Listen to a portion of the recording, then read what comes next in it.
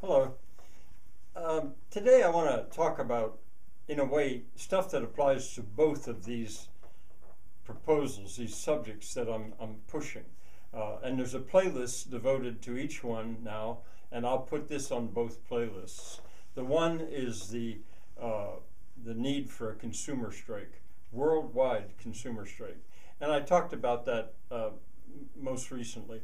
But I want to turn, now what I'm going to be saying, though, really applies to both. That consumer strike, that's long term. That could easily take several years or maybe forever. I don't know.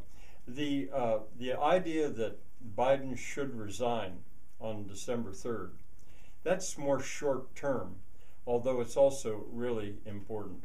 And I want to say a little bit about that. Not much at the moment. Just one that, although I found that the idea of a boycotting Black Friday, has a lot of views internationally in Germany and in Europe. That was not true of the idea that Biden should resign, not so much, but now it is, because I looked on it, and 3 days ago there was a spot on Fox News, FOX, Fox News, about that idea of Biden resigning 3 days ago, and it had, what was it, something like 207,000 views. So I don't know if that number's right, but something like that. So that also has got national attention now, and it's bound to grow, I think, which is good. Now, I don't listen to Fox News much, but I listen to it, and they treated it as laughable. And in a way, it's the way they see the world. They thought, it would be a chance to make Kamala Harris queen for a day. That's their term, queen for a day. Well, Trump is the man who would be king, and it's sort of natural that they would think of, that way she would be queen.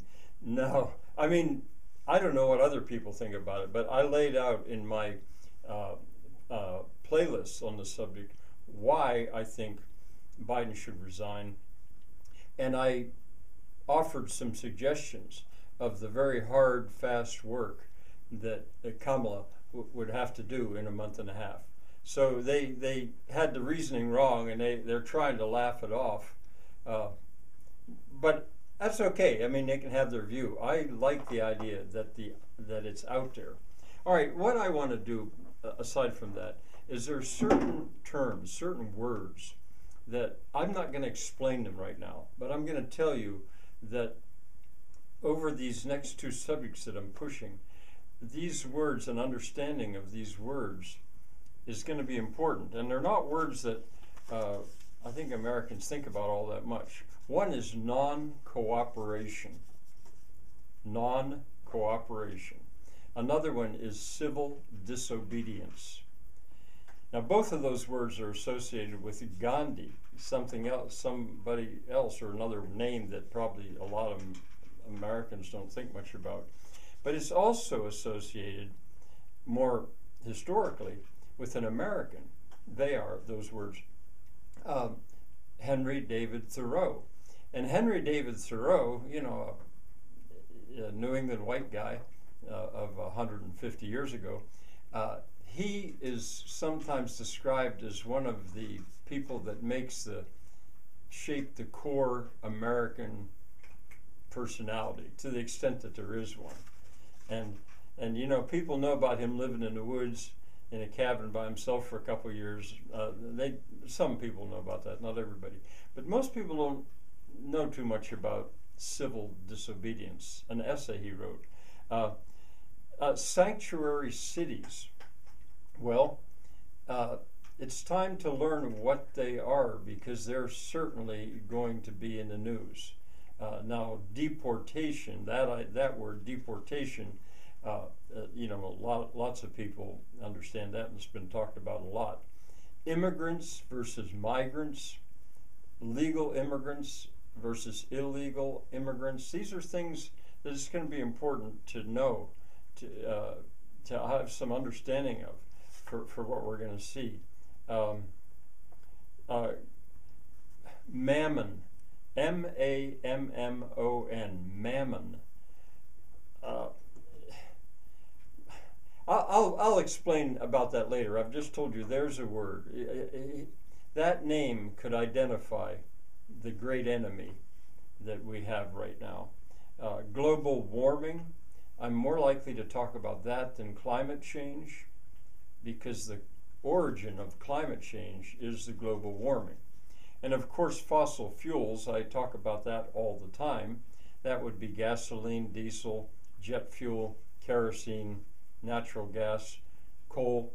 Those are fossil fuels. I hope people understand that. And then finally, darn it, I don't have my glasses. What do I have in there?